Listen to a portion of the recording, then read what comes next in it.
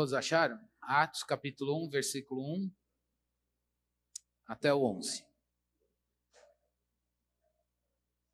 Vamos ler a palavra de Deus? Ela nos diz assim: Escrevi o primeiro livro, ó Teófilo, relatando todas as coisas que Jesus começou a fazer e a ensinar, até o dia em que foi elevado às alturas, depois de haver dado mandamentos por meio do Espírito Santo aos apóstolos que tinha escolhido.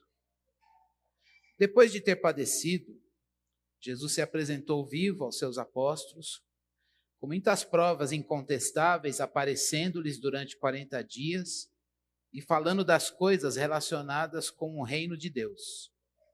E comendo com eles, deu-lhes esta ordem: não se afastem de Jerusalém, mas esperem a promessa do Pai, o qual vocês ouviram de mim.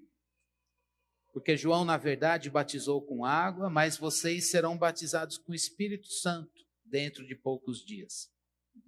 Então os que estavam reunidos com Jesus lhe perguntaram: será este o tempo em que o Senhor irá restaurar o reino a Israel? Jesus respondeu: não cabe a vocês conhecer os tempos ou épocas que o Pai fixou pela própria autoridade. Mas vocês receberão poder ao descer sobre vocês o Espírito Santo, e serão minhas testemunhas, tanto em Jerusalém, como em toda a Judeia, Samaria e até os confins da terra. Depois de ter dito isso, Jesus foi elevado às alturas à vista deles, e uma nuvem o encobriu diante dos seus olhos. E estando eles com os olhos fixos no céu, enquanto Jesus subia, eis que 2 homens vestidos de branco se puseram ao lado deles e lhes disseram: homens da Galileia, por que vocês estão olhando para as alturas? Esse Jesus que foi levado do meio de vocês para o céu, virá do modo como vocês o viram subir. Irmãos, antes da gente pensar no texto, a gente vai começar hoje uma microsérie nesse mês de dezembro sobre o advento do Natal, o que antecede o Natal. Por quê? Porque a gente está num calendário anual, até mundial, principalmente no Ocidente, em que a gente comemora o Natal. Mas a gente precisa se preparar, a gente precisa enriquecer de significado esse calendário. Esse calendário, às vezes, ele virou muito comércio, não é verdade? Ele virou uma questão gastronômica, e está tudo bem com essas coisas. Mas, sobretudo, comércio e gastronomia, a gente tem um significado bíblico, um fundamento da fé aqui.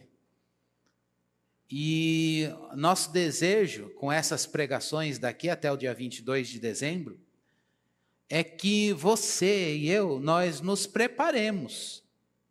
Natal para um cristão é todo dia. Jesus vive, Jesus nasceu e Ele vive dentro de nós. Mas a gente precisa aproveitar o calendário e pensar as implicações de dizer: puxa, Jesus vive, Ele vive em mim. E eu vivo por causa dele. Então, a primeira coisa é essa, a gente se preparar para o Natal. Eu sei que você deve estar pensando no teu cardápio, na dinâmica dos presentes, mas eu também venho aqui chamar a nossa atenção, do meu coração, para dizer: e o nascimento de Jesus?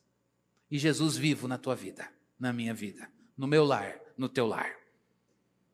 Não importa se o teu poder aquisitivo este ano foi menor ou maior, se você vai poder dar o que você gostaria ou vai ter expectativa de que você vai receber o que você desejaria. Uma coisa é certa: nada rouba o nascimento de Jesus no meu lar e no seu. Então, vamos nos preparar para esse Natal? Segunda coisa, irmãos, como é que a gente se prepara? É porque esse momento é um momento que acontece no fim do ano. A gente acabou de terminar uma série aqui no livro de Romanos, pensando que é hora da gente ver o Evangelho na vida e os pilares da fé. Então agora é o momento em que a gente olha para trás avalia que ano você teve, que ano eu tive, a gente avalia o ano que a gente viveu, e também começa a fazer projeções para o próximo. E nada melhor do que a gente aproveitar essa época do advento para a gente dizer, meu Deus, nesse fim de ano, quando eu olho para trás, como que eu vivi? E eu quero perguntar isso para você, e eu estou perguntando isso para mim, aliás, venho perguntando essa semana toda. Como você viveu 2024? Como eu vivi 2024? Como que você agiu? Como que você reagiu? Como que eu agi? Como que eu reagi? O que que eu fiz? O que que você fez? O que que você não fez? Por que que você não fez? Por que que eu não fiz? De que maneira o Cristo vivo, que nasceu e vive em mim e em você, permeou essas coisas ou não permeou? O Natal não fez parte disso? Ou fez parte? Isso chama a gente para uma autoavaliação. A Bíblia chama isso de quebrantamento. O que é quebrantamento? É um coração consciente de si mesmo. A minha oração é que nessas pregações do Advento, a gente permita que a palavra de Deus, com o toque do Espírito, leve a gente a olhar para dentro. Não para culpa e remorso. Isso não é de Deus, mas para o quebrantamento. Quebrantamento é uma adoração, irmãos. É o culto que Deus deseja. Sacrifício agradável a Deus, disse Davi no Salmo 51. É um espírito quebrantado, um coração quebrantado e compungido, nas versões mais antigas, um coração consciente de si mesmo. Deus não despreza. Olha que lindo isso. Advento é esse tempo. Meu Deus, eu quero terminar esse ano quebrantado. Não olhe para trás e se desespere pelo que não aconteceu. Olhe para trás e diga, eu quero terminar esse ano com Natal.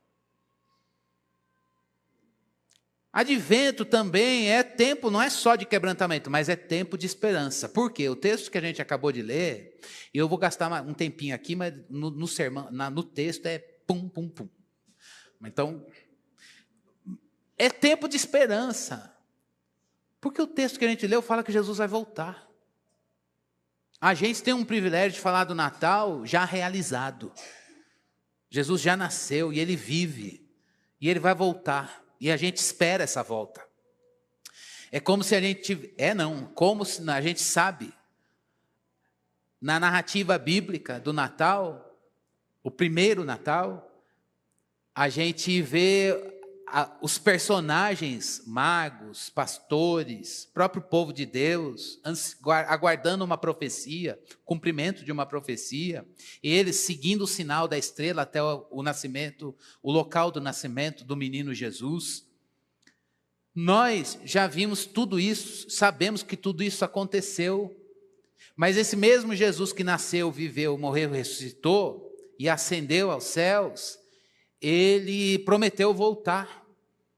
Por causa do Natal, a gente tem uma esperança de que Ele vai voltar. Então, falar que Ele nasceu também significa dizer, meu Deus, Ele vai voltar. E aí, o pontinho que eu quero trazer para o seu coração e para o meu, nessa questão, Jesus nasceu e vai voltar, a gente está preparado para a volta dEle? A gente está se preparando, isso também é advento. Jesus vai voltar, porque Ele nasceu e vive. Então, à luz da primeira pergunta que eu fiz, pensa nessas coisas comigo. Tempo, energia, saúde, oportunidades, dons, talentos, habilidades, lugares que eu frequento, você frequenta, dinâmica dos relacionamentos. Como a gente usa todas essas coisas do cotidiano e deixa que elas fiquem envolvidas da esperança de vida eterna. As questões do nosso cotidiano estão envolvidas de eternidade? Natal é isso. É dizer, Deus, eu vou fazer uma refeição em família no dia 24 ou no dia 25. Ou eu não vou fazer uma refeição em família porque eu vou estar de plantão no meu trabalho. Mas a minha atividade ordinária no trabalho, no plantão, ou servir e preparar uma sobremesa para as pessoas a quem eu vou fazer, a quem eu vou servir, na família, na dinâmica das amizades, ou na comunidade, no seu condomínio, ou em em algum projeto, alguma coisa, eu quero que essas ações cotidianas estejam revestidas de eternidade. Jesus vai voltar. Isso é Natal, irmãos. Então, hoje, são 4 pregações sobre o Advento, preparando a gente para o Natal. A primeira pregação, o tema é esperança. Deus hoje quer que a gente olhe para o Natal e diga, meu Deus, eu quero pensar na esperança. Esperança, à luz desse texto que a gente acabou de ler, eu quero trazer algumas considerações, são 3. Mas eu gostaria de iniciar distinguindo para nós o que é esperança, distinguindo esperança de expectativa. Às vezes a gente confunde expectativa com esperança. Esperança não é expectativa. Olha aqui para mim, por gentileza, e tenta fazer uma leitura labial para você guardar um pouquinho o que é conceito de expectativa. Ele não é meu, eu peguei num dicionário de filosofia e deu uma parafraseada porque estava muito técnico, e aí eu falei, poxa, para não ficar meio boring, eu falei, deixa eu deixar a coisa mais para a gente no cotidiano aqui, uma linguagem mais popular. Então está mais ou menos assim.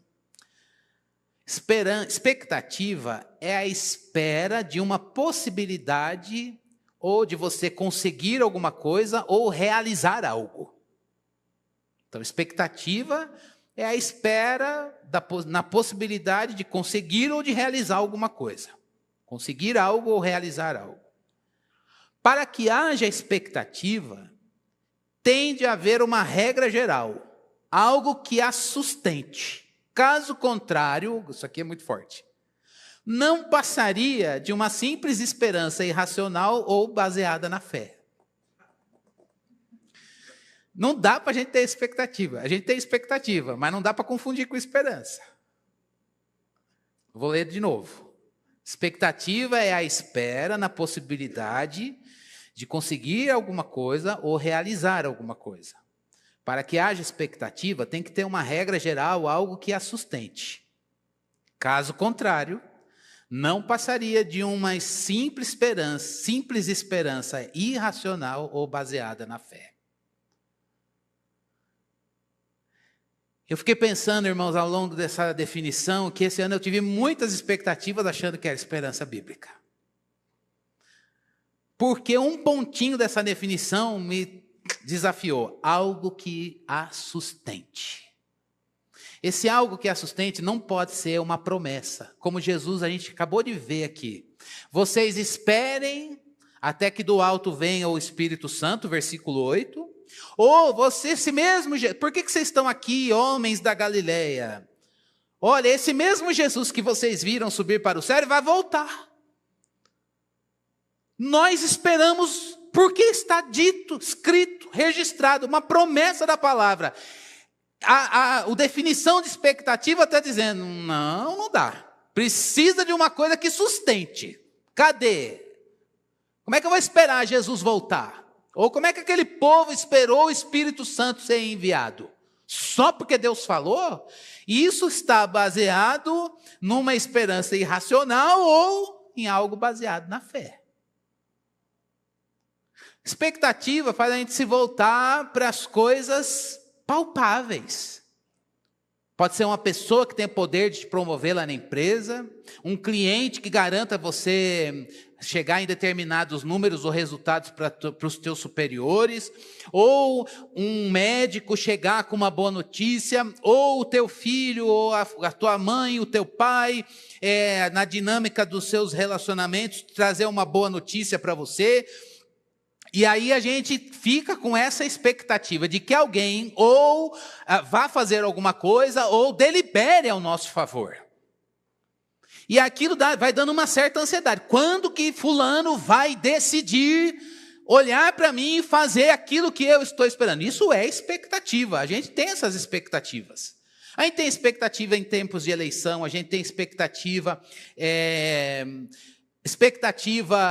em momentos, por exemplo, quando o casal deseja ter filhos e tem aquele ciclo mensal, e aí esse ano, agora esse mês, temos a expectativa frustrada, ela caminha junto com a esperança, sim. O meu ponto é, deixemos a expectativa de lado, porque ela está em nós, a gente lida com ela, mas o advento está chamando a gente para olhar para a esperança. Ela precisa governar, inclusive as nossas expectativas. E à luz desse texto, a gente tem 3 pontos da esperança que eu quero trazer para você. Primeira coisa da esperança, irmãos, à luz do versículo 4, é que a esperança envolve saber esperar, a espera. Primeiro ponto da esperança é aprenda a esperar. Agora, o que é esperar, irmãos? Os discípulos aqui tinham que ter, e junto com eles nós, temos que esperar a volta de Jesus. O povo do Antigo Testamento tinha que esperar o nascimento de Jesus. Aguardaram profecias sobre o nascimento de Jesus. E essas profecias, elas se cumpriram, Jesus nasceu. E esse mesmo Deus continuou falando, esse mesmo Jesus que nasceu vai voltar. E nós aguardamos essa promessa. A esperança faz a gente dizer, eu vou esperar a volta de Jesus. Eu vou esperar, no caso deles, o envio do Espírito Santo. Vocês fiquem aí até que do alto vocês sejam revestidos com poder quando o Espírito Santo descer. Isso aconteceu no dia de Pentecostes. Está registrado no próximo capítulo do livro de Atos. Então a esperança, dizer, Deus, eu quero crescer na esperança, você precisa entender que Deus vai te ensinar, vai nos ensinar a saber esperar. Agora, o que é esperar, irmãos? Não é inatividade, eu não vou fazer nada, Deus vai fazer tudo, então beleza, eu sento e não faço nada. Não. Isso vai deixar a expectativa governar seu coração, você vai ficar com foco no que os homens, algo que sustente. Lembra desse pontinho da definição da expectativa? Eu estou olhando aquele que sustenta a coisa acontecer. Alguém precisa assinar o papel, alguém precisa me dar um telefonema, mandar uma mensagem, chegar um e-mail confirmando, alguma coisa precisa acontecer. Não. Esperança é saiba esperar, mas não significa inoperância. Esperança significa, saber esperar significa dedique tempo. Você não pode fazer nada. Deus que vai fazer. Foi Ele que prometeu. Agora, no tempo enquanto Ele não faz, gaste seu tempo sabiamente. Gaste seu tempo de maneira sábia. Fazendo o quê? Dedique o seu tempo para reflexão e oração. Por quê? Para a gente receber o cumprimento de uma promessa, a gente precisa estar preparado espiritualmente. Jesus poderia dizer, gente, eu estou indo, o Espírito Santo vai vir logo. Não, eles precisavam se preparar para receber o Espírito Santo. Eles precisavam se preparar para o cumprimento dessa promessa. Tempo de esperança é tempo de preparo. Guarde isso no seu coração. Tempo de esperança é tempo de preparo. E o oleiro, essa é a palavra, essa é a imagem. O oleiro santo está entregue à sua obra de moldar vasos conforme o seu querer, conforme a vontade dele, preparar pessoas para o cumprimento de uma promessa. Portanto, Jesus vai voltar. E esse tempo de espera, cheios de esperança, nos indica que o Senhor quer trabalhar em nós hoje e amanhã, e depois de amanhã, até que Cristo volte. Voltemos o nosso coração, o nosso raciocínio, o nosso intelecto, a nossa vontade para essa preparação. Deus, o que o Senhor quer preparar em mim? Tem um autor a esse respeito que ele diz, olha, Deus quer, nesse período de esperança, deixar você e eu, a nossa vida, espiritualmente digna. Não é que o mérito é nosso, mas é preparar o nosso coração para receber. Quando Paulo escreveu à igreja a carta aos Gálatas, ele disse que Deus mandou Jesus na plenitude dos tempos. Ele preparou o mundo para o cumprimento de uma promessa. Então hoje, aqui nesse momento em que a gente está falando de esperança, a gente precisa dizer: Deus, como o Senhor quer me preparar? Como o Senhor quer me deixar espiritualmente preparado para o cumprimento dessas promessas? No caso, voltando para o texto, ele disse o que para os discípulos? Vocês fiquem lá em Jerusalém. Vocês fiquem na posição, no lugar que eu mandei vocês ficarem. E isso é uma coisa muito difícil para nós, porque a espera envolve, irmãos, a capacidade de permanecer no que Deus mandou a gente fazer. Permanecer, irmãos, significa ficar na posição, no lugar, até que o Senhor indique o caminho, ou indique a mudança. Então, saber esperar Deus, o Senhor quer me preparar para receber. E esse preparo envolve, eu preciso aprender a permanecer na posição que o Senhor me colocou. Permanecer no casamento. Permanecer na educação dos filhos. Permanecer na fidelidade ao Evangelho.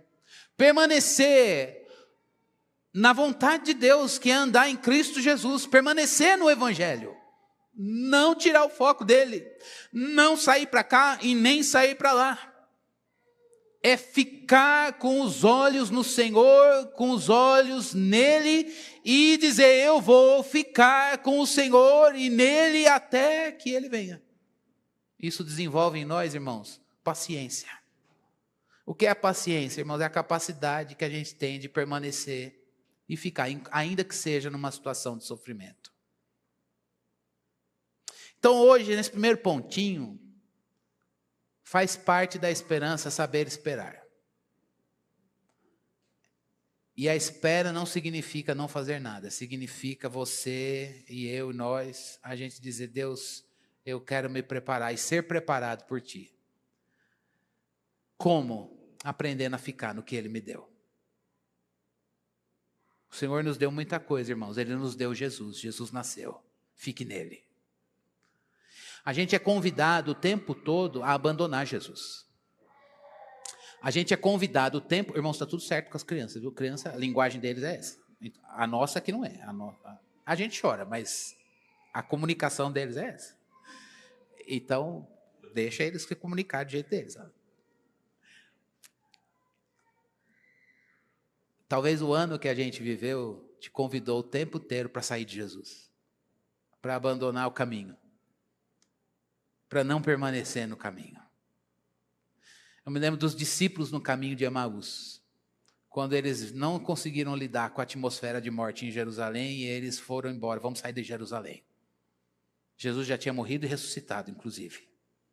Mas eles não conseguiram entender a promessa, e não conseguiram esperar. E aí eles saíram de Jerusalém.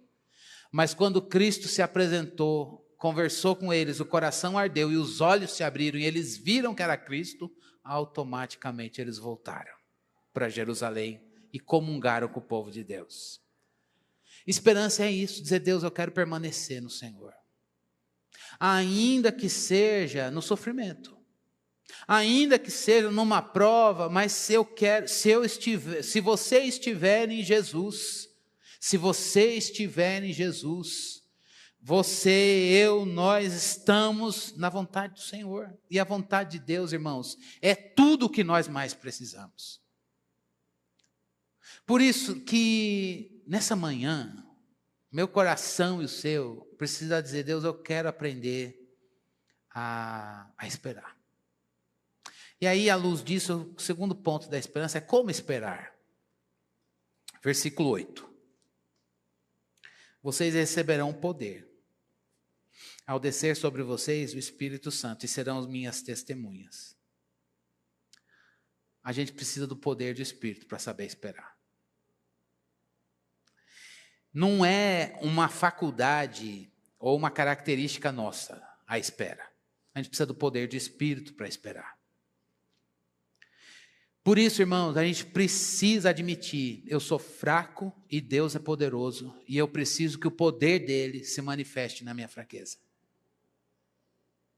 Se você não consegue esperar, está tudo certo, porque a sua carne não sabe mesmo, nem a minha.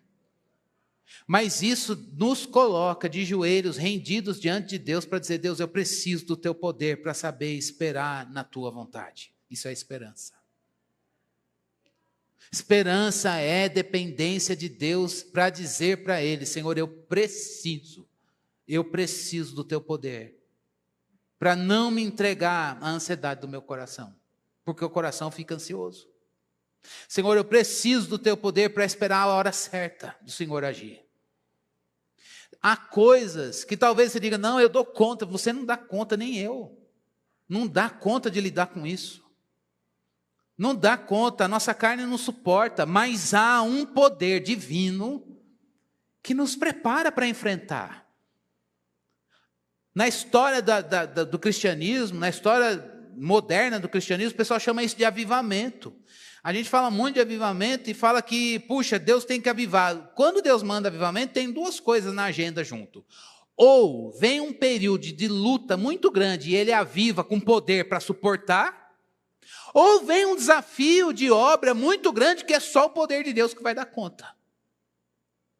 Então, meu irmão, se você quer de fato dizer: Deus, o Senhor mandou uma situação em que eu tenho que enfrentar, dá o teu poder, o poder do teu Espírito, para que eu veja Jesus em mim e em Jesus eu possa viver e suportar e manifestá-lo nessa situação. Agora, irmãos, há uma coisa, Martin Lloyd Jones diz isso: há poder para o fraco.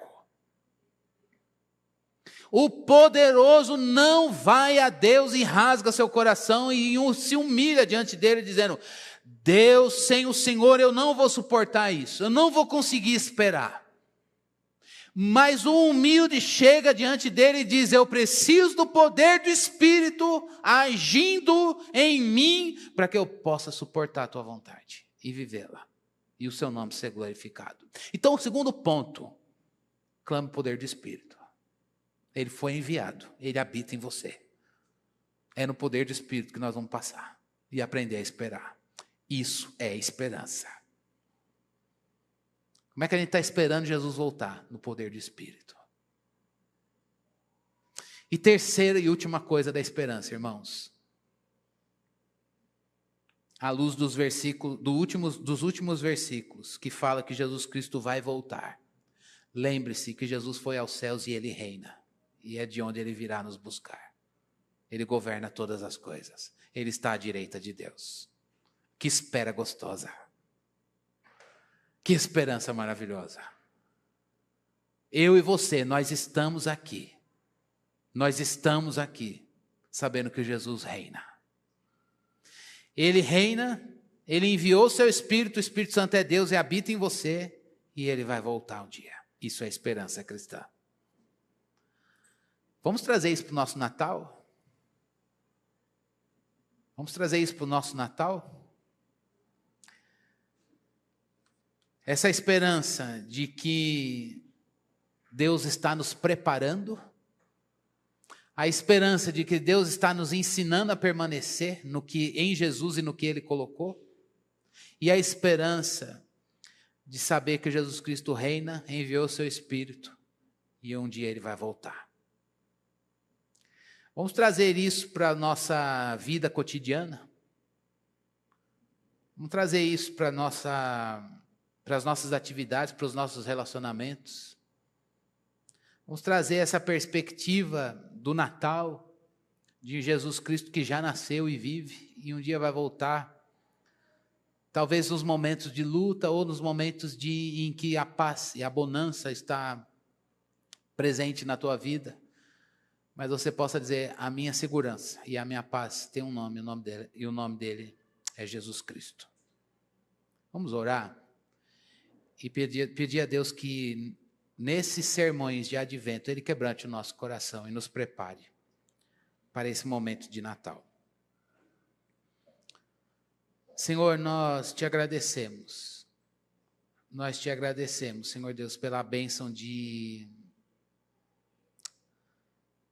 de ler a tua palavra e também sermos lidos por ela. O Senhor conhece o nosso coração, Deus. O Senhor sabe o que está dentro de nós. O Senhor sabe o que se passa. E o Senhor sabe como vivemos este ano. As perguntas que fizemos no início, nós queremos evocá-las agora nesse momento de oração. Ó Deus, nós nos curvamos diante do Senhor para te pedir, Deus, que o Senhor venha nos buscar. Amorosamente, graciosamente. Nós somos teus, Deus. Ajuda-nos, Senhor Deus, a andar na esperança. Esperança de vida eterna, de que esse Jesus que nasceu um dia vai voltar. Ó Deus, que o Senhor nos faça ver as nossas atividades cotidianas e se elas estão desprovidas de Natal. Se elas estão despidas de eternidade. Se tudo ficou automático, vazio. Perdeu, leva um nome, mas não honra o nome, Senhor. Ó Deus, o Senhor traga para o prumo, o Senhor traga para o lugar certo. Que nesse calendário de Natal, Senhor, a gente, Senhor Deus, de fato esteja preparado para ele. De fato, Senhor Deus, a gente esteja com o coração voltado para ele. Deus, nós pedimos, Senhor Deus, que o Senhor avive a tua obra na nossa vida, Senhor. Porque nós queremos, ó Deus, viver essa esperança. Senhor Deus, nos ensina a entender que o Senhor está nos preparando. O que é que o Senhor quer preparar? No que nós não estamos preparados? Em que parte do nosso ser, do nosso caráter, nós precisamos de um ajuste? Quem faz esse ajuste é aquele que nos criou.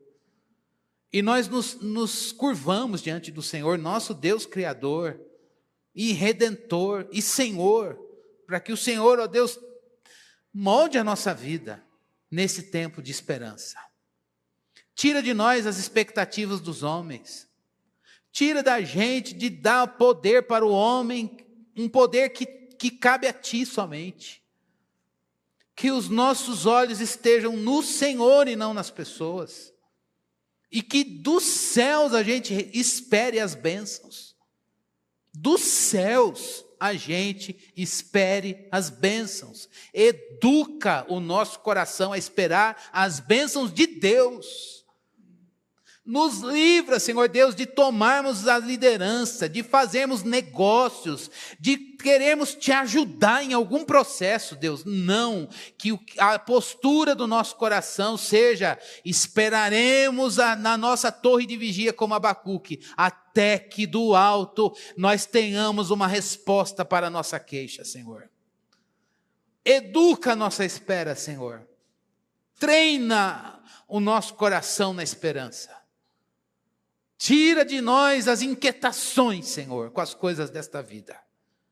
E nos dá descanso no Senhor. Deus, que o nosso coração não seja roubado. Que o nosso coração não seja roubado, as nossas emoções não sejam assaltadas nas circunstâncias. Mas a gente saia daqui descansando nas tuas promessas. Descansando nas tuas promessas. É a nossa oração em nome de Jesus. Amém. Hoje é Natal, Jesus nasceu. E a gente precisa deixar esse Natal fazer parte da vida cotidiana. Amém? A gente vai cear. A ceia, irmãos, não é da Igreja Batista Fonte de Sicar. A ceia é do Redentor Jesus. Foi Ele que nos convidou para cear. Se você é um crente em Cristo Jesus, entregou a sua vida para Ele, segue Jesus Cristo, você faz parte da igreja de Cristo Jesus, Ele te convida a participar, junto com a família de Deus, para a gente participar desse momento. Você vai receber o pão, que representa a carne de Jesus Cristo, que foi dilacerada naquela cruz. Você vai receber o cálice, que representa o sangue que foi derramado. Carne e sangue, 2 elementos que fazem parte desta ceia, que não garante a presença de Jesus nos elementos, mas sinalizam a presença dele no ajuntamento do seu povo. Hoje a gente ceia sem ver, mas Jesus está aqui. Vai ter um dia que a gente vai cear e a gente vai ver. E é por isso que enquanto a gente come e bebe, até que Jesus Cristo venha, a gente está anunciando a morte e a ressurreição dele e dizendo um dia ele vai voltar. É uma esperança, irmãos, não é uma expectativa, é uma esperança. Ele falou, ele vai cumprir. E ele está nos preparando nessa espera para esse dia. Também está ensinando a gente a ficar nele, permanecer nele. Também está ensinando a gente a clamar poder para suportar as provas. E ele está também fazendo a gente entender que ele reina. Os 3 pontos do sermão de hoje. Saiba esperar, clame o poder. Lembre-se, Jesus Cristo reina. Isso é esperança. Ceia esse momento. Estou esperando. Não tenho que fazer a parte dele. Mas eu estou me vendo sendo preparado por ele. Deus está entregue para preparar você. Ele está derramando poder para você suportar e viver o que ele quer que você viva. E ele está mostrando que ele governa todas as coisas. E ele vem em triunfo e nos dará a oportunidade de fazermos parte disso. Cantaremos o cântico da vitória. Com essa alegria e esperança, vamos cear? Queria que você preparasse seu coração. Isso não pode ser uma formalidade só, mensal, irmãos. Não pode. Você está pensando no almoço que vai vir daqui a pouco, na conta que você vai pagar amanhã, ou não vai ter como pagar. Até agora. Esquece isso. Agora você pense em Jesus. Lembre-se da sua morte. Lembre-se da sua ressurreição. Lembre-se que ele vai voltar.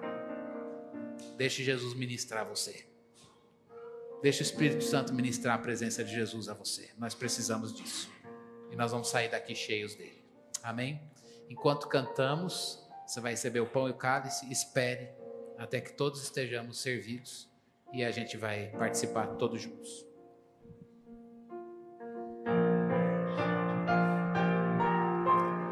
Grande é o nosso Deus, e as obras que Ele faz, o seu amor não tem limites, em seu perdão encontro paz.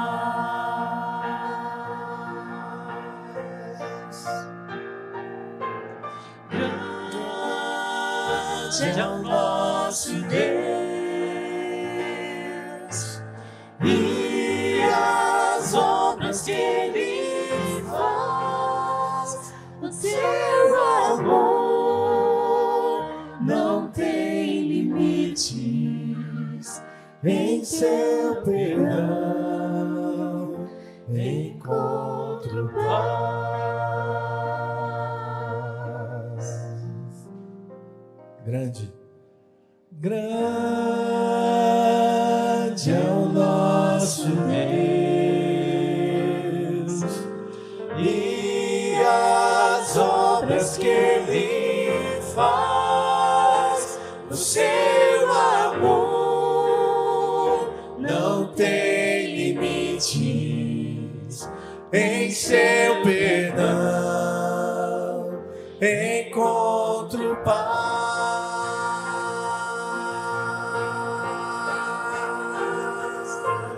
Grande é o nosso Deus, e as obras que Ele faz, o seu amor não tem limites, em seu perdão encontro paz.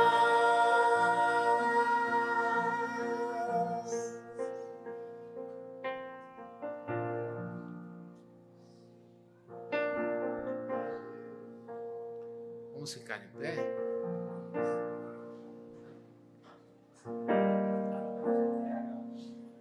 cantar na oração.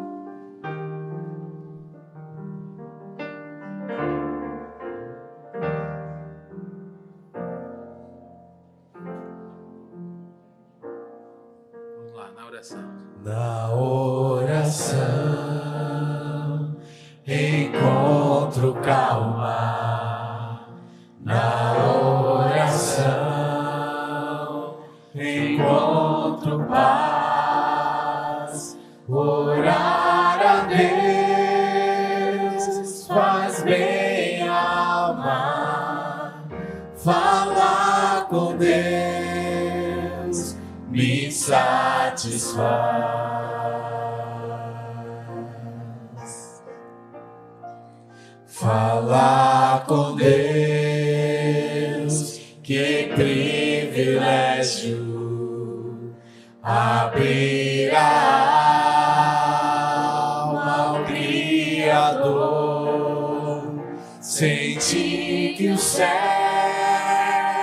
estão abertos e ouvir a voz do Salvador. Ele é grande. Grande é o nosso Deus e as obras que Ele faz. O seu amor não tem limites. Em seu perdão encontro paz.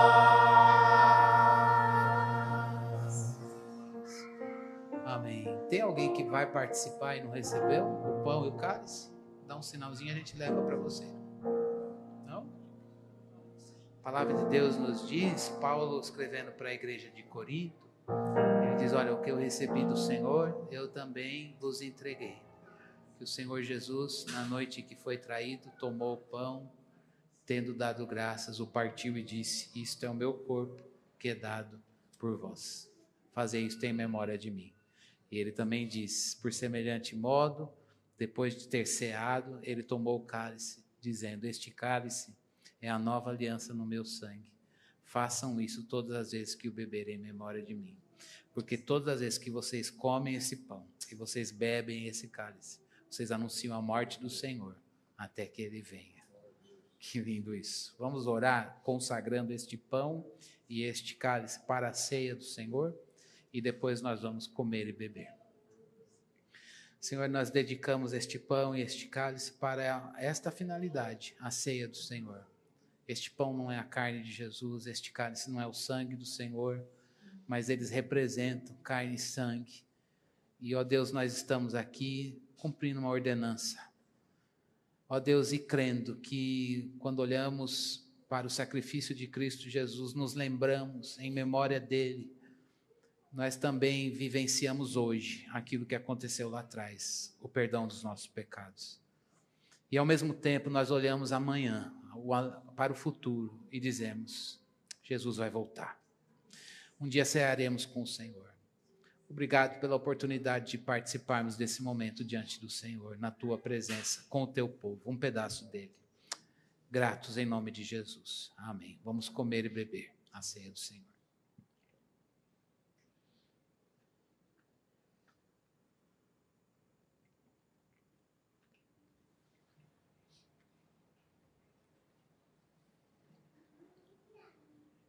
Obrigado, Deus. Obrigado, Senhor, por tão grande salvação. Obrigado, porque se não fosse o Senhor, nós não estaríamos aqui. Nós estávamos mortos nos nossos delitos e transgressões, diz a tua palavra. Mas o Senhor graciosamente nos deu vida. E nos trouxe, Senhor Deus, para o reino do Filho do seu amor. Obrigado, Senhor. Obrigado por essa família. Obrigado pela tua igreja. Obrigado porque somos corpo e estamos ligados ao cabeça. Amém. Obrigado pelos irmãos e amigos que o Senhor nos tem dado. Companheiros e amigos de jornada. Todos nós com os olhos fixos em Jesus, apesar das nossas diferenças. vivemos a unidade da fé. Obrigado, Senhor. E desejamos que essa esperança seja trabalhada pelo Teu Espírito em nós. Em Cristo oramos e agradecemos. Amém. Amém.